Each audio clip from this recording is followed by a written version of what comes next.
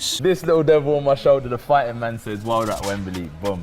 And then this devil on my shoulder, the manager hat says, "What's best to guide my career?" It's playing devil's advocate, putting them together and seeing what works out best for my career. I can remember moving forward into my teenage years is 48 Laws of Power. I remember I worked as a security guard. They were like some firm, yeah. I met the guy one day at a set of traffic lights and I was like, "Hey, you, come work for us." He seemed like a switched on kid. And one day he asked me to take his car. So I turned on the CD, it played 48 Laws of Power. And then I saw that certain things he was doing to me are the things he was listening to in the morning on his way to work, kind of manipulate me mentally. So that was the first book I read, what got me into reading. And they say readers make leaders. You know what it is? If I become a billionaire, basically put like this, that just means I can help more people. So yeah, I would like to become a billionaire because I'll be able to help more people. Money, that's just greed. You know what it is? If I become a billionaire, basically put like this, that just means I can help more people.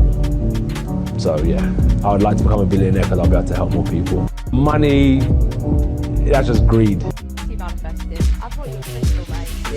This is like spiritual, yeah? This is like from the earth. Yes, it's from the earth. It's a proper rock, okay? This is all about calmness and wisdom. Like, do I have places here? Oh yeah, put it on different body parts. Oh my god, I love how into it you are. This is great. There you go. Keep that safe, alright? This is for me, yeah? Go on, you keep that. I might try to take this with me into the fight. Please do. Jimmy on the beat, boy. Let's get high, yeah, you know I'm about to roll. Let's get please, yeah, you know I gotta pull. Let's live life, live once I'm about to turn up. Get fly, oh for sure it's about to go up. Let's get high, yeah, you know I'm about to roll. Let's get please, yeah, you know I gotta pull. Let's live life, live once I'm about to turn up. Get fly, oh for sure it's about to go up. Roll my blunt and pass my lighter. Get pop shit, get higher. I'm the hottest, call me fire. Rock out, jump up, live my life up.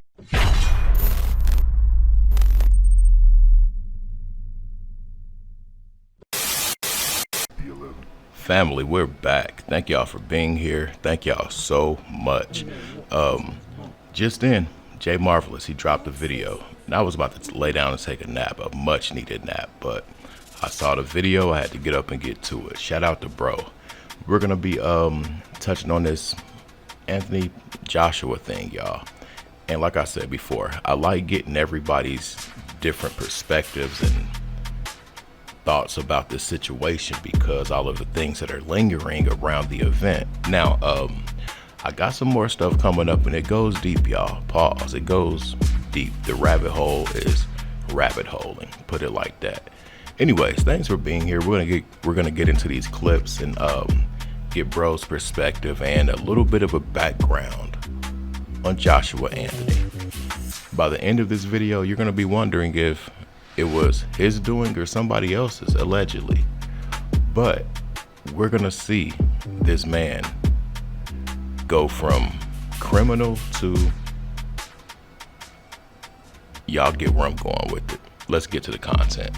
Anthony Joshua got his start in 2007. He would start boxing at Finchley ABC in North London. By 2010, Anthony Joshua won 15 fights, which allowed him to become the ABA champion. By 2011, Anthony Joshua would get caught up in a street light. He got pulled over in the northwest side of London while carrying 8 ounces of weed. During this time, Anthony Joshua was facing a 14-year sentence and was kicked out of the boxing league. But in order for him to move forward, he had to get down with them people. In 2013, Anthony Joshua was approached by Prince Charles. He would receive the officer of the order pendant to let them know that he was down now. Once he was accepted in, all his charges got dropped. They even gave him the benefit of being the Olympic champion. But during this time, Anthony Joshua wanted more. They would make Anthony Joshua go out on the streets of London and promote the Jabbington. Now, as a lot of the people that are good at what they do, if they're ever faced with some kind of turmoil, it seems like they're given an option. This is just what a lot of people say. But can you blame that person for taking that out to get out of their situation? And once again, like I always say, these people come from certain backgrounds. A lot of them do. A lot of them come from certain backgrounds to where they will do anything to come up, essentially. And this is the same scenario, y'all. I just feel like it's a different ball game across the water, and I'll let that be that. But yeah, him having to do the speech for that thing, yeah, influence, y'all. Imagine how many people might have based their decision off of this man's speech or what they think he did with his body. Let's go. How did this whole planet get here? You know, what's it been here now? 5 billion years, I think, about 5 billion years. Human existence, I don't know, but such an intriguing question that leads me down a dark, dark hole. But I'm surprised that through the dawn of day, no one's figured out exactly what the universe is, our solar system, our Milky Way, our planet, to a T, how we even got here. I also think it's funny how a lot of human species that have a different kind of consciousness have all got a relation to the afterlife as well. I looked at like universal law, sacred geometry, look at religions. I find it all interesting. Obviously boxing is my main focus right now.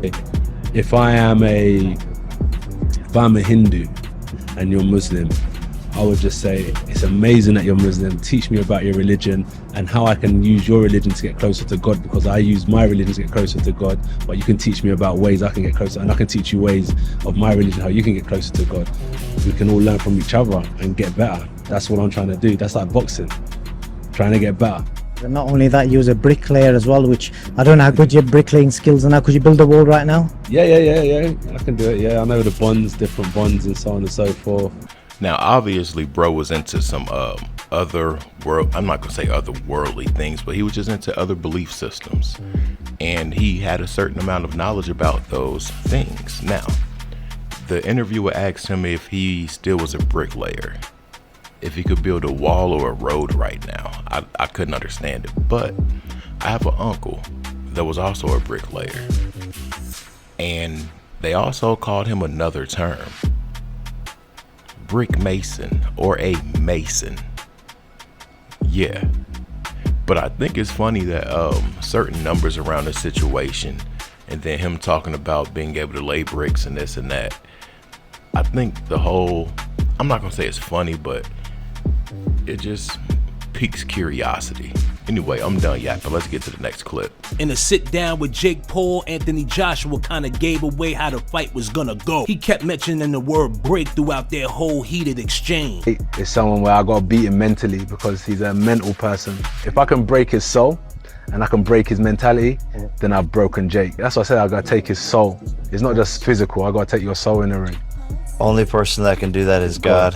I knew he was gonna say that. I don't know. That's what I was gonna ask. Is how do you plan on doing that? Like, when is it gonna start? Because everything. I mean, obviously in the fights it's different. Yeah. You know, when are you gonna start taking it? I've just seen in fights when I can see someone's, let's call it energy, frequency leaving their body, and that's what my goal is to do the same to you.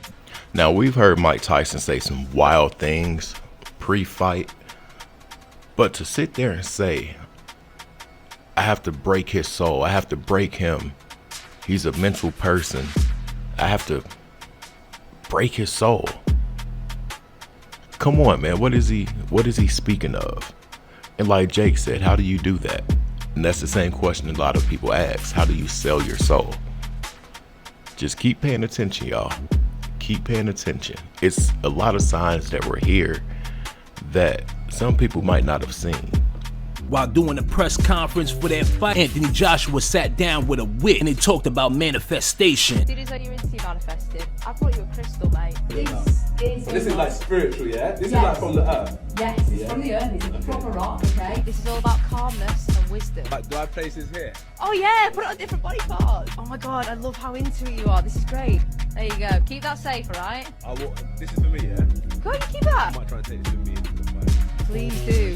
That lady was stoked that he was into that stone. I'm gonna tell you what got me though. He knew where to put it and what to do. Pause.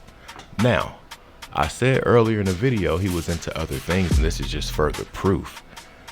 He was open-minded to that way that she was introducing, or maybe thought she was introducing. Apparently he already knew.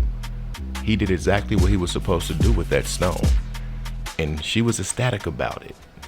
Now, the next clip, the last clip, Jake Jay Marvelous, he speaks on how bro won a fight and questions if he gave him up for the money or if he was taken.